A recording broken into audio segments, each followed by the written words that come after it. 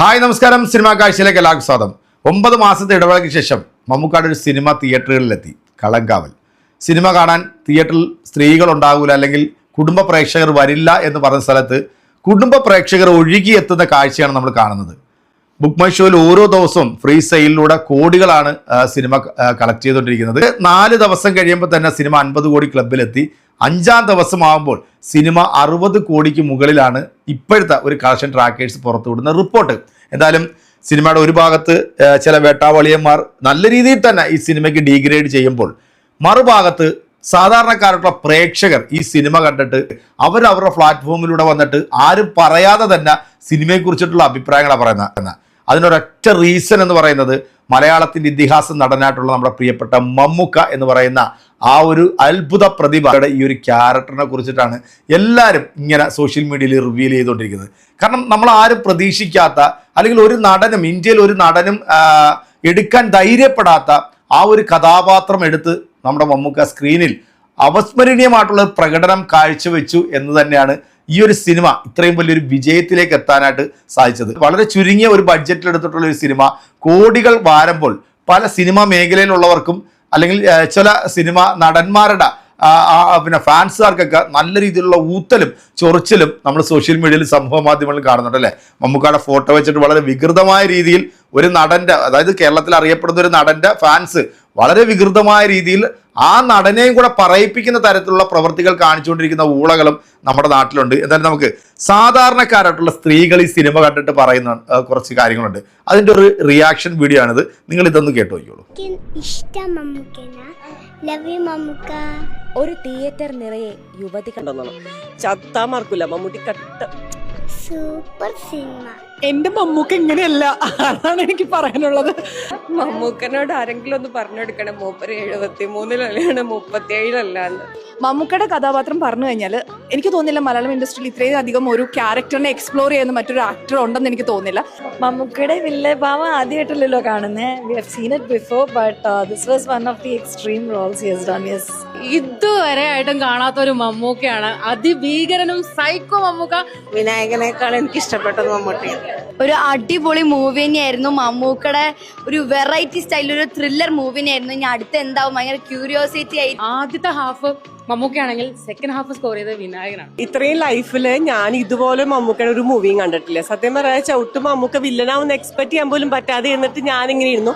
കട്ട മമ്മൂട്ടി ഫാനാണ്. ലൈഫ് ജനിച്ച അന്ന് മുതൽ ഇപ്പൊ ഈ സ്റ്റിൽ ഇപ്പൊ കൂടെ ഞാൻ മമ്മൂട്ടി ഫാനാണ്. മമ്മൂക്കയാണ് ഇതിന്റെ വില്ലൻ എന്ന്. പക്ഷെ ഇടയ്ക്ക് സിനിമ ഇങ്ങനെ കണ്ടുകൊണ്ടിരുന്നപ്പോ ആ ഒരു ലുക്കും ഇതൊക്കെ കണ്ട് നമ്മൾ തന്നെ ഇങ്ങനെ ടോട്ടലി ഡിഫറെന്റ് ത്രില്ലിംഗ് മൂവി എന്ന് പറയാം. ഇതുവരെ കണ്ടിട്ടില്ലാത്തൊരു മമ്മൂക്കയാണ്. ശരിക്കും ഫുള്ളി എന്റർടൈനിങ്. നമുക്ക് ഒരിത്തിരി പോലും നമുക്ക് ആ ഒരു എന്താ പറയാ, ഒരു ലാഗ് അടിച്ചിട്ടില്ല.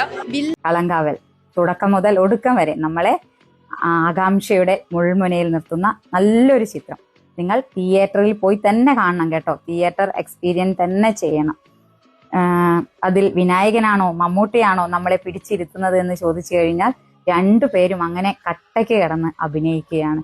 എന്നാൽ ഭീകരമായ അഭിനയമാണോ എന്ന് ചോദിച്ചു കഴിഞ്ഞാൽ നമ്മളെ അങ്ങനെ അവർ കൊണ്ടുപോവുകയാണ് ആ സിനിമയുടെ ഒടുക്കം വരെ. എന്നാലോ ഫൈനൽ ക്ലൈമാക്സ് എന്ന് പറയുന്നത് കൂടി നമ്മളിലേക്ക് ഒരു ഞെട്ടം ഉളവാക്കിക്കൊണ്ടാണ് അവസാനിക്കുന്നത്. അപ്പോൾ അടുത്ത ഭാഗവും കൂടി ഉണ്ട് എന്നുള്ളൊരു സൂചന അവിടെ തരുന്നുണ്ടോ എന്നുള്ളതിൽ സംശയമില്ലാതില്ല. പക്ഷെ അത്രയ്ക്ക് മനോഹരമായ എന്ന് ഞാൻ പറയുന്നത് എൻ്റെ ഒരു വ്യൂ പോയിന്റിലാണ് കേട്ടോ. നമ്മൾ ആ ഒരു 2.5-2.25 മണിക്കൂർ എങ്ങനെയാണ് തിയേറ്ററിൽ നിന്ന് പോകുന്നത് എന്നറിയില്ല. ഇന്റർവെല്ലിലാണെങ്കിലോ ട്വിസ്റ്റ്. ആ ഒരു ഇന്റർവെൽ സിനിമ കണ്ടിട്ട് ആ സിനിമയെ കീറി മുറിച്ച് റിവ്യൂ ചെയ്യുന്ന ആൾക്കാരുടെ റിവ്യൂ അല്ല ഇപ്പൊ നിങ്ങൾ കേട്ടത്.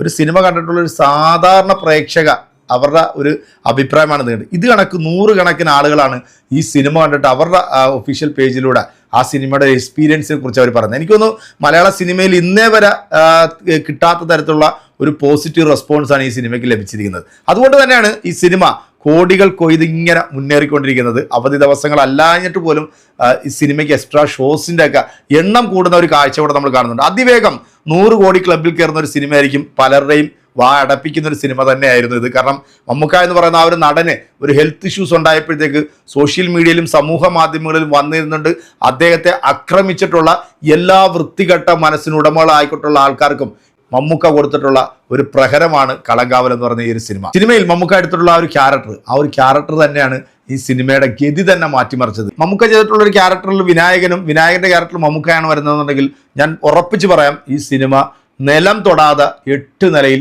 അത് പൊട്ടിയാനായിരുന്നു. കാരണം അതങ്ങനെയാണ്. അപ്പം മമ്മൂക്ക എന്ന് പറയുന്ന ആ ഒരു നടനെ നമ്മൾ മനസ്സിലാക്കണമെന്നുണ്ടെങ്കിൽ പല ഈ ഒരു സിനിമയിൽ നമ്മൾ മമ്മൂക്ക എന്ന് പറയുന്ന ഒരു വ്യക്തിനെ അല്ല നമ്മൾ കണ്ടത്. ഈ സിനിമയിൽ പുള്ളി എടുത്തിരിക്കുന്ന ഒരു ക്യാരക്ടറിനെയാണ് നമ്മൾ ആ സിനിമയ്ക്കകത്ത് കണ്ടത്. അത് മമ്മൂക്കയുടെ സിനിമയുടെ ഒരു പ്രത്യേകത, അല്ലെങ്കിൽ അദ്ദേഹത്തിൻ്റെ ഒരു അഭിനയത്തിൻ്റെ ഒരു പ്രത്യേകത തന്നെ. അദ്ദേഹം എടുക്കുന്ന ഏത് കഥാപാത്രമാണെങ്കിലും ആ ഒരു കഥാപാത്രത്തിൽ നമുക്ക് മമ്മൂക്ക എന്ന് പറയുന്ന നടനെ കാണാൻ പോലും സാധിക്കത്തില്ല. ആ ഒരു കഥാപാത്രമായി ജീവിക്കുന്ന ഇന്ത്യയിലെ തന്നെ ഏറ്റവും വലിയ ഒരു നടൻ എന്ന് ഞാൻ അഭിമാനത്തോടുകൂടി തന്നെ പറയും. അത് മമ്മൂക്കായ ഇഷ്ടമുള്ള, മമ്മൂക്കയുടെ ഒരു ആരാധകൻ എന്ന നിലയിൽ തന്നെ ഞാനത് എൻ്റെ വ്യക്തിപരമായിട്ടുള്ള ഒരു അഭിപ്രായമാണ്. അദ്ദേഹത്തിന് പകരം വെക്കാൻ മറ്റൊരു നടൻ ഇന്ത്യൻ സിനിമയിൽ ഇല്ല. അത് 100 വട്ടം പറഞ്ഞുകൊണ്ട് തന്നെ ഇരിക്കും. ഇനിയും മമ്മൂക്കയുടെ നല്ല നല്ല കഥാപാത്രങ്ങൾ ഇനിയും നമുക്ക് കാത്തിരിക്കാം.